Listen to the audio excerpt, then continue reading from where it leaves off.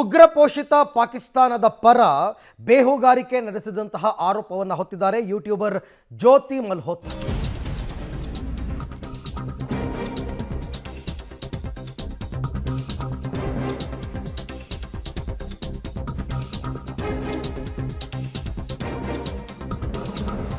ಉಗ್ರಪೋಷಿತ ಪಾಕಿಸ್ತಾನದ ಪರ ಬೇಹುಗಾರಿಕೆ ನಡೆಸಿದಂತಹ ಆರೋಪ ತನಿಖೆಯಲ್ಲಿ ಯೂಟ್ಯೂಬರ್ ಜ್ಯೋತಿ ಮಲ್ಹೋತ್ರಾ ಬಗ್ಗೆ ಸ್ಫೋಟಕ ಮಾಹಿತಿಗಳು ಗೊತ್ತಾಗ್ತಾ ಇದೆ.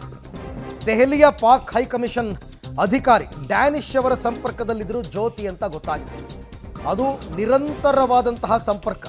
ಪೆಹಲ್ಗಾಮ್ ಉಗ್ರರ ದಾಳಿಯ ಸಂದರ್ಭದಲ್ಲೂ ಕೂಡ ಈ ಜ್ಯೋತಿ ಮತ್ತು ಡ್ಯಾನಿಶ್ ಇಬ್ಬರೂ ಕೂಡ ಸಂಪರ್ಕವನ್ನು ಹೊಂದಿದ್ರು.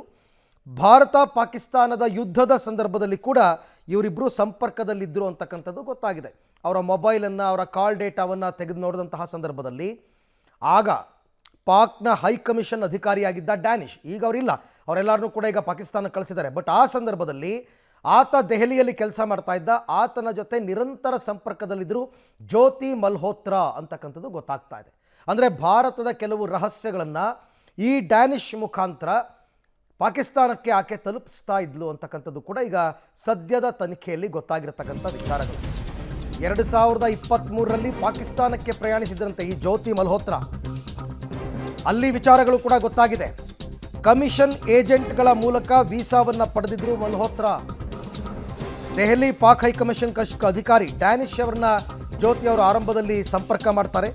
ಪಾಕ್ ಗುಪ್ತಚರ ಕಾರ್ಯಕರ್ತರಿಗೆ ಮಲ್ಹೋತ್ರಾ ಅವರನ್ನ ಪರಿಚಯ ಮಾಡಿಕೊಟ್ಟಿದ್ದೇ ಈ ಡ್ಯಾನಿಶ್. ಜ್ಯೋತಿ ಮಲ್ಹೋತ್ರಾ ಪಾಕಿಸ್ತಾನಕ್ಕೆ ಹೋದಾಗ ಆಕೆಯ ಖರ್ಚನ್ನು ಭರಿಸ್ತಾ ಇದ್ರು ಅಧಿಕಾರಿ ಡ್ಯಾನಿಶ್. ಸುಮ್ಮನೆ ಯಾಕೆ ಖರ್ಚನ್ನು ಭರಿಸ್ತಾರೆ? ಈಕೆಯಿಂದ ಏನಾದರೂ ಉಪಯೋಗ ಇದ್ರೆ ತಾನೇ. ಅಂದರೆ ಈಕೆ ಇಲ್ಲಿನ ರಹಸ್ಯಗಳನ್ನು ಡ್ಯಾನಿಶ್ಗೆ ತಲುಪಿಸ್ತಾ ಇದ್ಲು. ಪಾಕ್ನಲ್ಲಿ ಆತಿಥ್ಯ ವಹಿಸಿದ್ರು ಡ್ಯಾನಿಶ್ ಸಹಚರ ಅಲಿ ಅಹ್ವಾನ್. ನೋಡಿ ಎಷ್ಟೆಲ್ಲ ಮಾಹಿತಿಗಳು ಗೊತ್ತಾಗಿದೆ ಈಗ. 2023ರಲ್ಲಿ ಈಕೆ ಪಾಕಿಸ್ತಾನಕ್ಕೆ ಹೋಗಿದ್ರು. ಪಾಕಿಸ್ತಾನಕ್ಕೆ ಹೋಗೋದಕ್ಕೆ ಸಹಾಯ ಮಾಡಿದ್ದೇನೆ ಈ ಡ್ಯಾನಿಶ್. 2023 ಅಂತಂದರೆ ಈಗ ಒಂದು 2 ವರ್ಷದ ಹಿಂದೆ. ಹಾಗಾದರೆ ಆಕೆ ಪಾಕಿಸ್ತಾನಕ್ಕೆ ಹೋಗಿದ್ದಾದರೂ ಯಾಕೆ? ಮೇಲ್ನೋಟಕ್ಕೆ ಯೂಟ್ಯೂಬರ್ ಅಲ್ಲಿನ ವಿಚಾರಗಳನ್ನು, ಸ್ಥಳೀಯ ಮಾಹಿತಿಯನ್ನು ಯೂಟ್ಯೂಬ್ ಮುಖಾಂತರ ಜನರಿಗೆ ತಲುಪಿಸ್ತಾರೆ ಅಂತ ಅನ್ಕೋಬಹುದು. ಆದರೆ ಈಕೆ ಮಾಡ್ತಾ ಇದ್ದದ್ದೇ ಬೇರೆ ಕೆಲಸ. ಭಾರತದ ರಕ್ಷಣಾ ರಹಸ್ಯಗಳು, ಭಾರತದ ಕೆಲವು ಸೂಕ್ಷ್ಮ ಪ್ರದೇಶಗಳು, ಇಲ್ಲಿ ವಿಚಾರಗಳನ್ನು ಆಕೆ ಪಾಕಿಸ್ತಾನಕ್ಕೆ ತಲುಪಿಸ್ತಾ ಇದ್ದರು. 2023ರಲ್ಲಿ ಪಾಕಿಸ್ತಾನಕ್ಕೆ ಈಕೆ ಹೋಗಿದ್ಲು. ಅದು ಯಾರ ಖರ್ಚಲ್ಲಿ? ಡ್ಯಾನಿಶ್ ಖರ್ಚಲ್ಲಿ. ಕಮಿಷನ್ ಏಜೆಂಟ್ಗಳ ಮೂಲಕ ವೀಸಾವನ್ನು ಪಡ್ಕೋತಾರೆ. ಎಲ್ಲಿಗೆ? ಪಾಕಿಸ್ತಾನಕ್ಕೆ ವೀಸಾ ಪಡ್ಕೊಂಡಿದ್ದು ಇದೇ ಜ್ಯೋತಿ ಮಲ್ಹೋತ್ರಾ. ಪಾಕ್ ಹೈಕಮಿಷನ್ ಅಧಿಕಾರಿ ಡ್ಯಾನಿಶನ್ನು ಈಕೆ ಸಂಪರ್ಕ ಮಾಡಿದ್ರು ಅಂತ ಕೂಡ ಗೊತ್ತಾಗಿದೆ.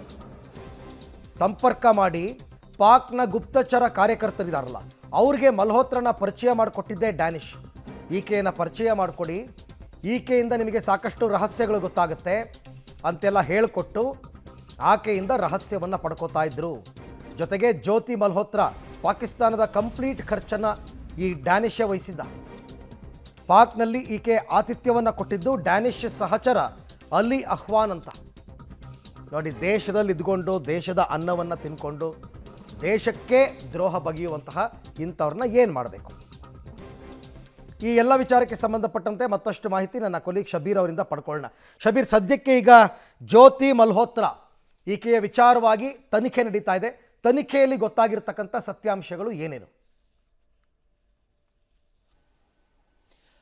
ಅರವಿಂದ್, ಜ್ಯೋತಿ ಮಲ್ಹೋತ್ರಾ ಸದ್ಯಕ್ಕೆ NIA ಅಧಿಕಾರಿಗಳ ವಶದಲ್ಲಿದ್ದಾಳೆ. ಆಕೆಯನ್ನು ವಿಚಾರಣೆಗೆ ಒಳಪಡಿಸುವಂತ ಕೆಲಸಗಳು ಕೂಡ ಆಗ್ತಾ ಇದ್ದಾವೆ.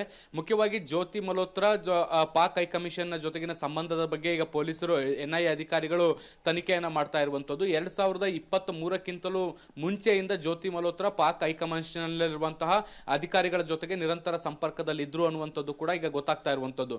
ಮುಖ್ಯವಾಗಿ ಡ್ಯಾನಿಶ್ ಅನ್ನುವಂತಹ ಹೈಕಮಿಷನ್ ಅಧಿಕಾರಿ ಜೊತೆಗೆ ಜ್ಯೋತಿ ಮಲ್ಹೋತ್ರಾ ನಿರಂತರವಾದಂತಹ ಸಂಪರ್ಕದಲ್ಲಿರ್ತಾಳೆ. ಪಾಕಿಸ್ತಾನ ಹೈಕಮಿಷನ್ ಏನ್ ದೆಹಲಿಯಲ್ಲಿದೆ, ಅಲ್ಲಿ ಏನೇ ನಿರಂತರವಾದಂತಹ ಕಾರ್ಯಕ್ರಮಗಳಾದ್ರೂ ಕೂಡ ವಿಶೇಷ ಆಹ್ವಾನಿತ ವ್ಯಕ್ತಿಯಾಗಿ ಜ್ಯೋತಿ ಮಲ್ಹೋತ್ರಾ ಅವರನ್ನ ಕೂಡ ಆಹ್ವಾನಿಸಲಾಗ್ತಾ ಇತ್ತು. ಈಕೆಯು ಕೂಡ ಪ್ರತಿ ಬಾರಿಯೂ ಕೂಡ ಪಾಕಿಸ್ತಾನ ಹೈಕಮಿಷನ್ಗೆ ಹೋಗಿ ಅಲ್ಲಾಗುವಂತ ಕಾರ್ಯಕ್ರಮಗಳ ಬಗ್ಗೆ ಏನು ಅಟೆಂಡ್ ಮಾಡೋದ್ರ ಜೊತೆಗೆ ಯೂಟ್ಯೂಬ್ ನಲ್ಲಿ ಇದಕ್ಕೆ ಸಂಬಂಧಪಟ್ಟಂತೆ ಬ್ಲಾಗ್ ಗಳನ್ನು ಕೂಡ ಮಾಡಿ ಹಾಕುವಂತದ್ದನ್ನು ಕೂಡ ಗಮನಿಸಲಾಗಿದೆ. ಈ ಒಂದು ಮಾಹಿತಿ ಅಂದ್ರೆ ಹೈಕಮಿಷನ್ಗೆ ನಿರಂತರವಾಗಿ ಜ್ಯೋತಿ ಮಲ್ಹೋತ್ರಾ ಭೇಟಿಯನ್ನು ಕೊಡ್ತಾ ಇದ್ದಿದ್ದು ಮತ್ತೆ ಅಲ್ಲಿ ವಿಡಿಯೋಗಳನ್ನ ಮಾಡಿ ಹಾಕ್ತಿದ್ದಂತ ಹಿನ್ನೆಲೆಯಲ್ಲೇ ಒಂದಿಷ್ಟು ಅನುಮಾನಗಳು ಈಕೆಯ ಬಗ್ಗೆ ಬಗ್ಗೆ ವ್ಯಕ್ತ ಆಗಿತ್ತು. ಮತ್ತೆ ಈಕೆಯ ಮೇಲೆ ನಿರಂತರವಾಗಿ ಏನು ಒಂದು ನಿಗಾ ವಹಿಸುವಂತ ಕೆಲಸವನ್ನು ಕೂಡ ಮಾಡಲಾಗಿತ್ತು. ಈಗ ಒಂದು ಕನ್ಫರ್ಮ್ ಏನು ಸಂದೇಶದ ಮೇಲೆಗೆ ಈಕೆಯನ್ನು ಅರೆಸ್ಟ್ ಮಾಡಿದಂತ ಸಂದರ್ಭದಲ್ಲಿ ಈಕೆ ಈ ಒಂದು ಸಂಪರ್ಕಗಳು ಇರುವಂತದ್ದನ್ನು ಕೂಡ ಒಪ್ಕೊಂಡಿದ್ದಾಳೆ. ಡ್ಯಾನಿಶ್ ಪಾಕಿಸ್ತಾನದಲ್ಲಿರುವಂತಹ ಕೆಲವೊಂದಿಷ್ಟು ಏಜೆಂಟ್ಗಳನ್ನ ಭೇಟಿ ಮಾಡಿಸಿ ಅವರಿಗೆ ಪರಿಚಯ ಮಾಡಿಸಿಕೊಡುವಂತ ಕೆಲಸವನ್ನ ಕೂಡ ಮಾಡ್ತಾನೆ. ಈಕೆ ಭಾರತದಲ್ಲಿ ಏನೆಲ್ಲ ಕೆಲಸಗಳನ್ನ ಮಾಡಬೇಕು ಅನ್ನುವಂಥದ್ರ ಬಗ್ಗೆ ಅಲ್ಲಿರುವಂತ ಏಜೆಂಟ್ಗಳು ಮಾಹಿತಿಯನ್ನ ಕೊಡ್ತಾ ಇದ್ರು. ಆ ಮಾಹಿತಿಗಳ ಆಧಾರದ ಮೇಲೆ ಈಕೆ ಮಾಹಿತಿಗಳನ್ನ ಇಲ್ಲಿಂದ ರವಾನಿಸುವಂತ ಕೆಲಸವನ್ನ ಕೂಡ ಮಾಡ್ತಿದ್ಲು. ಕೇವಲ ನೇರವಾಗಿ ಮಾಹಿತಿಗಳನ್ನ ನೀಡೋದ್ರ ಅಲ್ಲದೆ ವಿಡಿಯೋಗಳ ಮೂಲಕ ಪರೋಕ್ಷವಾಗಿ ಮೆಸೇಜ್ಗಳನ್ನ ಕೂಡ ಪಾಸ್ ಮಾಡುವಂತ ಕೆಲಸವನ್ನ ಕೂಡ ಮಾಡ್ತಾ ಇದ್ರು. ಫಾರ್ ಎಕ್ಸಾಂಪಲ್ ನೀವು ಗಮನಿಸಬಹುದು, ಈ ಬೈಸರನ್ ವ್ಯಾಲಿಯಲ್ಲಿ ಏನು ಭಯೋತ್ಪಾದಕ ದಾಳಿಯಾಗಿತ್ತು ಅದಕ್ಕಿಂತ ಮುಂಚೆಯೂ ಕೂಡ ಈ ಬೈಸರನ್ ವ್ಯಾಲಿಗೆ ತೆರಳಿ ಸಾಕಷ್ಟು ದೊಡ್ಡ ಪ್ರಮಾಣದ ವಿಡಿಯೋಗಳನ್ನ ಬೇರೆ ಬೇರೆ ಆಯಾಮಗಳಲ್ಲಿ ಮಾಡಿ ಈಕೆ ಪೋಸ್ಟ್ ಮಾಡಿರುವಂತದ್ದನ್ನ ಕೂಡ ಗಮನಿಸಬಹುದು. ಸೊ ಅಂದ್ರೆ ಅಲ್ಲಿ ಸ್ಥಳದ ಏನು ಸ್ಥಳ ಹೇಗಿದೆ, ಅಲ್ಲಿ ಯಾವ ರೀತಿಯಾದಂತಹ ಪ್ರವಾಸಿಗರು ಇರ್ತಾರೆ ಅನ್ನುವಂತ ನಿಟ್ಟಿನಲ್ಲೂ ಕೂಡ ಒಂದಿಷ್ಟು ಮೆಸೇಜ್ ಗಳನ್ನ ಪಾಸ್ ಮಾಡಿದ್ರ ಅನ್ನುವಂತ ಅನುಮಾನಗಳು ಕೂಡ ವ್ಯಕ್ತ ಆಗ್ತಾ ಇರುವಂತದ್ದು. ಮತ್ತೆ ಇತ್ತೀಚೆಗೆ ಕಳೆದ ವರ್ಷ ಇಫ್ತಾರ್ ಕೂಟ ಏನು ಪಾಕಿಸ್ತಾನ ಹೈಕಮಿಷನ್ ನಲ್ಲಿ ಏರ್ಪಡಿಸಲಾಗಿತ್ತು, ಅಲ್ಲೂ ಕೂಡ ಆಕೆ ಭೇಟಿಯ ಕೊಟ್ಟು ಅಲ್ಲಿ ಬ್ಲಾಗ್ ಮಾಡಿ ಹಾಕಿದ್ದಂಥದ್ದನ್ನು ಕೂಡ ನಾವು ಗಮನಿಸಬಹುದು. ಸೊ ಹೀಗಾಗಿ ನಿರಂತರ ಸಂಪರ್ಕದಲ್ಲಿದ್ದಂತ ಈಕೆಯನ್ನ ವಿಚಾರಣೆಗೆ ಒಳಪಡಿಸಿದಂತ ಸಂದರ್ಭದಲ್ಲಿ ಈಕೆ ಭಾರತದಲ್ಲಿ ನಡೀತಿರುವಂತಹ ಸೇನಾ ಕಾರ್ಯಾಚರಣೆಗಳು ಅಥವಾ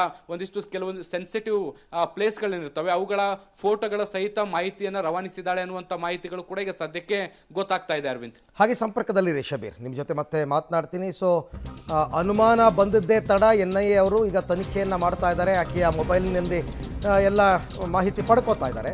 2024ರಲ್ಲಿ ಕಾಶ್ಮೀರಕ್ಕೆ ಭೇಟಿ ಕೊಟ್ಟಿದ್ರು ಇದೇ ಜ್ಯೋತಿ ಮಲ್ಹೋತ್ರಾ.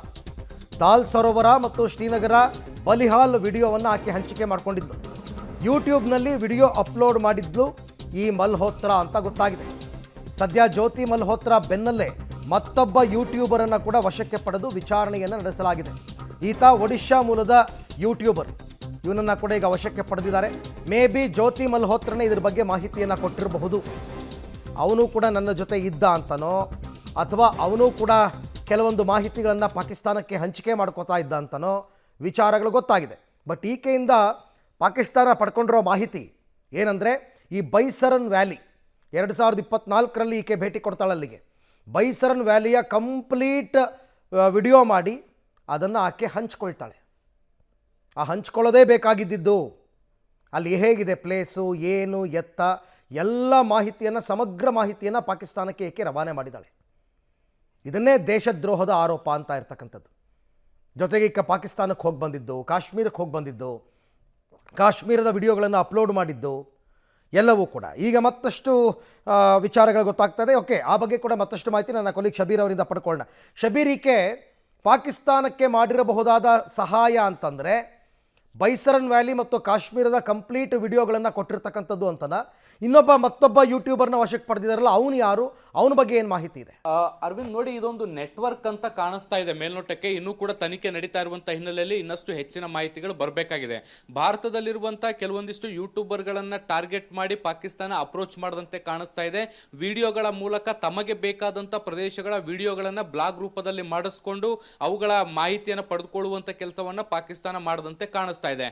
ಮುಖ್ಯವಾಗಿ ಈಗ ಜ್ಯೋತಿ ಮಲ್ಹೋತ್ರಾ ವಿಚಾರಕ್ಕೆ ಸಂಬಂಧಪಟ್ಟಂತೆ ನಾವು ತೆಗೆದುಕೊಳ್ಳೋದಾದ್ರೆ 2024ರಲ್ಲಿ ಆಕೆ ಮುಖ್ಯವಾಗಿ ಬೈಸರನ್ ವ್ಯಾಲಿ, ಶ್ರೀನಗರ, ಬನಿಹಾಲ್, ದಾಲ್ ಲೇಕ್ ಈ ರೀತಿಯಾದಂತಹ ಎಲ್ಲಾ ಪ್ರಮುಖ ಪ್ರದೇಶಗಳೇನಿದಾವೆ ಎಲ್ಲಾ ಪ್ರದೇಶಗಳಿಗೆ ತೆರಳಿ ಅಲ್ಲಿ ಬ್ಲಾಗ್ಗಳನ್ನ ಮಾಡಿ ಅವುಗಳನ್ನ ಪೋಸ್ಟ್ ಮಾಡುವಂತ ಕೆಲಸವನ್ನ ಮಾಡಿದಾಳೆ. ಇದಕ್ಕೆ ಪೂರಕ ಅನ್ನುವಂತ ಈಗ ಮತ್ತೊಬ್ಬ ಒಡಿಶಾ ಮೂಲದ ಬ್ಲಾಗರ್ ಅನ್ನ ಕೂಡ ಈಗ NIA ಅಧಿಕಾರಿಗಳು ಅರೆಸ್ಟ್ ಮಾಡಿದ್ದಾರೆ. ಆತನ ಪರ್ಸನಲ್ ಡೀಟೇಲ್ಸ್ ಕೂಡ ಇನ್ನೂ ಲೀಕ್ ಆಗಿಲ್ಲ. ಅದ್ರ ಬಗ್ಗೆ ಕೂಡ ಮಾಹಿತಿಗಳು ಬರಬೇಕಾಗಿರುವಂತದ್ದು. ಆತನು ಕೂಡ ಯಾವ ರೀತಿಯಾದಂತಹ ಸಹಾಯ ಮಾಡಿದ ಅನ್ನುವಂಥದ್ದು ಕೂಡ ಇನ್ನಷ್ಟೇ ಗೊತ್ತಾಗಬೇಕಾಗಿದೆ. ಅಂದ್ರೆ ಇಲ್ಲಿಗೆ ಮೇಲ್ನೋಟಕ್ಕೆ ತನಿಖೆಯ ಭಾಗವಾಗಿ ಗೊತ್ತಾಗ್ತಾ ಇರುವಂತದ್ದು, ಈ ಭಾರತದಲ್ಲಿರುವಂತಹ ಕೆಲವೊಂದಿಷ್ಟು ಯೂಟ್ಯೂಬರ್ಗಳನ್ನ ಹಿಡಿದು ಆ ಮೂಲಕ ತಮಗೆ ಬೇಕಾದಂತಹ ಸ್ಥಳಗಳ ಫುಟೇಜ್ ಗಳನ್ನ ತರಿಸಿಕೊಳ್ಳುವಂತ ಕೆಲಸ ಏನಾದರೂ ಪಾಕಿಸ್ತಾನ ಮಾಡ್ತಾ ಅನ್ನುವಂತ ಅನುಮಾನಗಳು ಕೂಡ ಈಗ ಸದ್ಯಕ್ಕೆ ಇರುವಂತದ್ದು. ಆ ನಿಟ್ಟಿನಲ್ಲೂ ಕೂಡ ತನಿಖೆಗಳು ಕೂಡ ನಡೀತಾ ಇದಾವೆ. ಮುಖ್ಯವಾಗಿ ಇಲ್ಲಿ ಗಮನಿಸಬೇಕಾಗಿರೋ ಸಂಗತಿ ಏನು ಅಂದ್ರೆ, ಈ ವಿಡಿಯೋಗಳು ಭಾಗಶಃ ಅವರೇ ಬ್ಲಾಗ್ ಮಾಡಿ ಹಂಚಿಕೊಂಡಿದ್ರು ಅನ್ನುವಂಥದ್ದಾದ್ರೂ ಕೂಡ ಆದ್ರೆ ಇವರು ಪಾಕಿಸ್ತಾನದ ಅಧಿಕಾರಿಗಳ ಜೊತೆಗೆ ನಿರಂತರ ಸಂಪರ್ಕದಲ್ಲಿರುವಂತದ್ದು ಕೂಡ ಸಾಕಷ್ಟು ಅನುಮಾನಗಳಿಗೆ ಕಾರಣ ಆಗಿದೆ. ಈ ಹಿಂದೆ ಭಾರತ ಮತ್ತೆ ಪಾಕಿಸ್ತಾನದ ನಡುವೆ ಉದ್ವಿಗ್ನ ಪರಿಸ್ಥಿತಿಗಳು ಏನ್ ನಿರ್ಮಾಣ ಆಗಿತ್ತು, ಈ ಸಂದರ್ಭದಲ್ಲೂ ಕೂಡ ಪಾಕಿಸ್ತಾನದ ಹೈಕಮಿಷನ್ ಅಧಿಕಾರಿಗಳ ಜೊತೆಗೆ ಜ್ಯೋತಿ ಮಲ್ಹೋತ್ರಾ ದೂರವಾಣಿ ಸಂಭಾಷಣೆ ಮೂಲಕ ಸಂಪರ್ಕದಲ್ಲಿದ್ರು ಅನ್ನುವಂಥದ್ದು ಕೂಡ ಗೊತ್ತಾಗ್ತಾ ಇರುವಂತದ್ದು. ಸೊ ಈ ವಿಡಿಯೋಗಳು, ಒಂದ್ ಕಡೆ ದೂರವಾಣಿ ಸಂಪರ್ಕಗಳು, ಇವೆಲ್ಲವನ್ನ ನೋಡಿದ್ರೆ ಇದೊಂದು ವ್ಯವಸ್ಥಿತ ಪಿತೂರಿ ಅನ್ನುವಂಥದ್ದು ಬಹಳ ಸ್ಪಷ್ಟವಾಗಿ ಕಾಣಿಸ್ತಾ ಇದೆ. ಆ ನಿಟ್ಟಿನಲ್ಲಿ ಇನ್ನೂ ಯಾರಾದ್ರೂ ಇದಾರ ಅನ್ನುವಂಥದ್ದನ್ನು ಕೂಡ ಪತ್ತೆ ಹಚ್ಚುವಂತ ಕೆಲಸವನ್ನ NIA ಅಧಿಕಾರಿಗಳು ಮಾಡ್ತಾ ಇದ್ದಾರೆ.